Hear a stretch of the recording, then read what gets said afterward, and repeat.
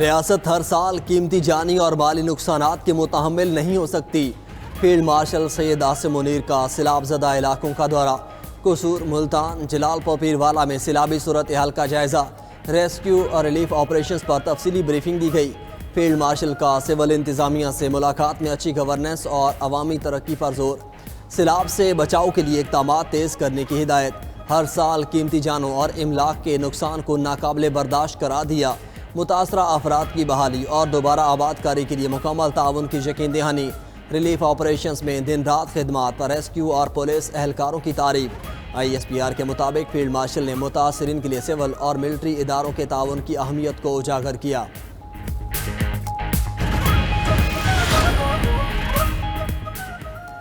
دریا چناب کی بپھری لہریں تباہی مچانے لگی۔ جلال پور، پیروالا اور شجاع آباد میں ہر طرف تباہی کے مناظر۔ سینکڑوں دیہات، گھر اور فصلیں سیلابی ریلوں کی نظر ہو گئیں۔ جلال پور، پیروالا کے بعد موزوں ریلوں نے شجاع آباد میں تباہی مچا رکھی ہے۔ 6 لاکھ کیوسک ریلے سے موزہ دھوندوں کے سپر بند میں 80 فٹ چوڑا شگاف پڑ گیا۔ حفاظتی بند بھی سیلابی ریلے کی نظر ہو گیا۔ پانی قریبی آبادیوں میں داخل ہونے سے کئی موزہ جات کے زمینی رابطے منقطع ہو گئے۔ گردیز پور، رکن ہٹی، ماڑا، بنگالہ، صدبرجی، بستی مٹھو میں پانی ہی پانی۔ شہر کے قریب آخری بند نہر بختوواں کو آلے والی پل سے لے کر بگڑے تک کو مضبوط کرنے کا عمل جاری۔ جلال پور، پیروالا میں سیلاب سے 7,10,000 افراد متاثر ہوئے۔ رابطہ سڑکیں ٹوٹ گئی، مویشی بھی بہہ گئے۔ متاثرین خوراک، پانی اور ادویات نہ ملنے کا شکوہ کرنے لگے۔ ہمیں یہ اتنی سہولت دے دیں کہ گورنمنٹ کی طرف سے آج ہمارا سامان ٹکانے لگا، ہمارا مال معیشت جتنی بھی، ہم بہت پریشان۔ کوئی نہیں آ رہا، کوئی پوچھ بھی نہیں رہا، ہم خود اپنی مدد سے آپ کام کر رہے ہیں۔ کوئی بھی نہیں آئے ادھر، کوئی بھی نہیں، کھانے کے لیے بھی نہیں آئے، بھوکے بچے بھی بھوک سے مار رہے ہیں۔ وزیر اعلیٰ پنجاب مریم نواز کا لیاقت پور کے نواحی بیٹ ظاہر پیر بند کا معائنہ۔ منچن بند پر کشتیوں اور بیڑے میں آنے والے خاندانوں کو ریسیو کیا۔ مریم نواز نے ننھے بچے کو گود میں اٹھا کر پیار کیا اور پانی پلایا۔ ریسکیو اور PDMA ٹیموں کو شاباش بھی دی۔ وزیر اعلیٰ پنجاب نے کہا کہ ریسکیو آپریشن میں لائف جیکٹ اور لائف رنگ کا استعمال لازمی کیا جائے۔ اس موقع پر وزیر اعلیٰ مریم نواز کو انخلاء آپریشن سے متعلق بریفنگ دی گئی۔ سینئر وزیر پنجاب مریم اورنگزیب کا علی پور کے سیلاب زدہ علاقوں کا دورہ۔ لاتی ماڑی اور سیت پور میں ریلیف اینڈ ریسکیو انتظامات کا جائزہ لیا۔ علی پور میں متعدد دیہات متاثر، ہزاروں ایکڑ پر فصلیں پانی کی نظر ہو چکی۔ لیاقت پور میں سیلابی پانی سے 21 موزہ جات متاثر ہوئے۔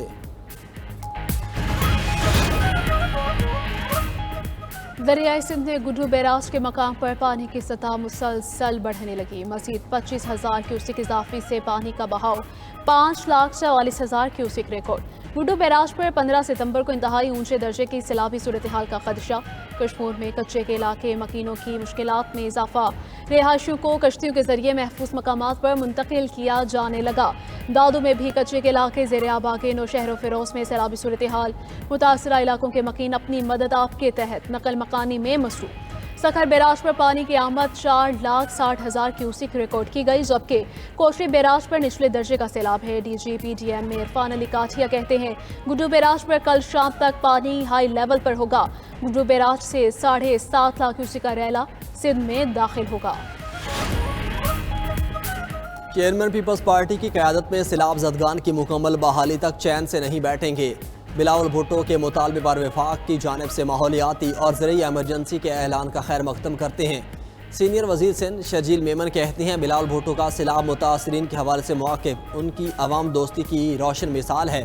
بلاول بھٹو زرداری ہمیشہ مشکل گھڑی میں عوام کے ساتھ کھڑے رہے۔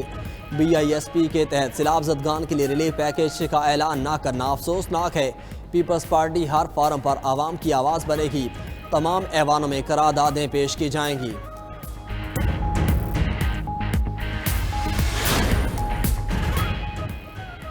پاک فوج اور پاک بحریہ کی سیلاب متاثرہ علاقوں میں امدادی کارروائیاں جاری۔ پاک فوج کی جانب سے مختلف جگہوں پر سیلاب کی روک تھام کے لیے حفاظتی بند بنانے کا سلسلہ جاری۔ سندھ میں دادو اور جام شوروں میں ممکنہ طغیان کی صورتحال سے نمٹنے کے لیے حتمی شکل دی گئی۔ سکھر اور گڈو بیراج پر ممکنہ سیلابی صورتحال سے نمٹنے کے لیے تیاریاں مکمل۔ میڈیکل کیمپس میں متاثرہ افراد کا مفت علاج کیا جا رہا ہے۔ پاک بحریہ پنجاب اور سندھ میں امدادی سرگرمیوں میں مصروف عمل ہے۔ جلال پور اور ملتان میں ایمرجنسی رسپانس ٹیم تعینات۔ ہاور کرافٹ، ریسکیو بوٹس اور ماہر غوطہ خور ٹیمیں پھنسے افراد کو محفوظ مقام پر منتقل کر رہی ہیں۔ کشمور، گھوٹکی، سکھر اور شکارپور میں پہلے سے موجود ٹیمیں امدادی سرگرمیوں میں مصروف ہیں۔ سیلاب پر قطر کے دارالحکومت دوحہ میں اسرائیلی حملہ امریکی صدر ڈونلڈ ٹرمپ کے امن معاہدے کے منصوبے پر براہ راست حملہ تھا۔ حماس کے سینئر عہدیدار اسامہ حمدان کا بیان کہا، حملہ ظاہر کرتا ہے امن معاہدے کی راہ میں اصل رکاوٹ کون ہے۔ مذاکرات دوبارہ شروع کرنے کے حوالے سے حماس قطری وزیر اعظم کے امریکی حکام کے ساتھ مذاکرات کے نتائج کا انتظار کر رہی ہے۔ دوسری طرف واشنگٹن پوسٹ نے اسرائیل کے حوالے سے رپورٹ میں دعویٰ کیا کہ اسرائیلی خفیہ ایجنسی نے دوحہ میں حملے کی مخالفت کی تھی۔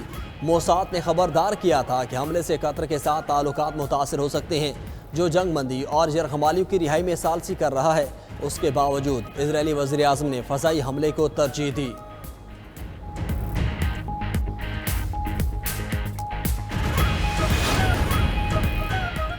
$190 ملین کیس میں بانی پی ٹی آئی اور بشرا بی بی کی جلد سماعت کی درخواستیں۔ اسلام آباد ہائی کورٹ کے چیف جسٹس سرفراز ڈوگر اور جسٹس محمد اعظم خان نے سزا معطلی کی درخواستیں جلد مقرر کرنے کی درخواست پر تحریری حکم نامہ جاری کر دیا۔ حکم نامے میں کہا گیا ہے کہ درخواست گزار کا موقف ہے، نیب ہیلے بہانوں سے کیس کو طوالت دے رہا ہے۔ کورٹ پالیسی کے مطابق جتنی جلدی ہو سکے کیس مقرر کر دیں۔ دوسری جانب 7 مقدمات میں بانی پی ٹی آئی کی ضمانت بعد از گرفتاری کی درخواستیں۔ ای ٹی سی راولپنڈی میں سماعت بغیر کارروائی ملتوی۔ جج امجد علی شاہ کے رخصت پر ہونے کے باعث سماعت نہ ہو سکی۔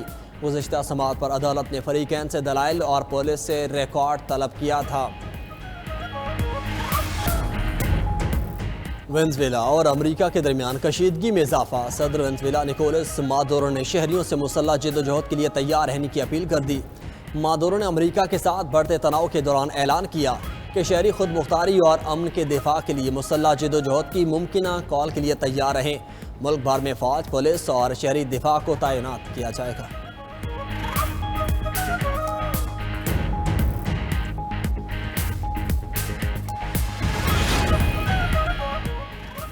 ٹرمپ کے قریبی دوست اور متنازع شخصیت چارلی کرک کا قاتل گرفتار۔ امریکی صدر کا کہنا ہے کہ چارلی قتل کیس میں مشتبہ شخص زیر حراست ہے، میرے خیال میں ملزم کو سزائے موت ہوگی۔ دوسری طرف گورنر یوٹا کا کہنا ہے کہ چارلی کے قاتل نے دوست کے سامنے قتل کا اعتراف کیا۔ ٹائلر رابسن کو ان کی فیملی نے پولیس کے حوالے کیا۔ تحقیقاتی ٹیم نے ملزم سے رائفل بھی برآمد کی جس پر اسکوپ لگا تھا۔ حملہ آور نے گولیوں کی خولت پر کندہ کاری کی ہوئی تھی۔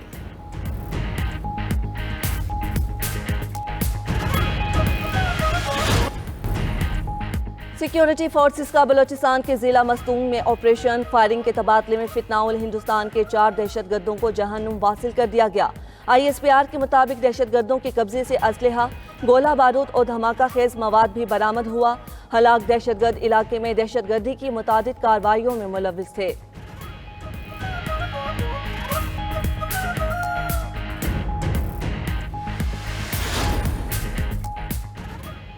پاکستان کا ایشیا کپ میں فاتحانہ آغاز۔ پاکستانی بولرز نے عمان کو بولنگ کے جال میں پھنسا لیا۔ 161 رنز ہدف کے تعاقب میں عمانی ٹیم 67 رنز پر ہے۔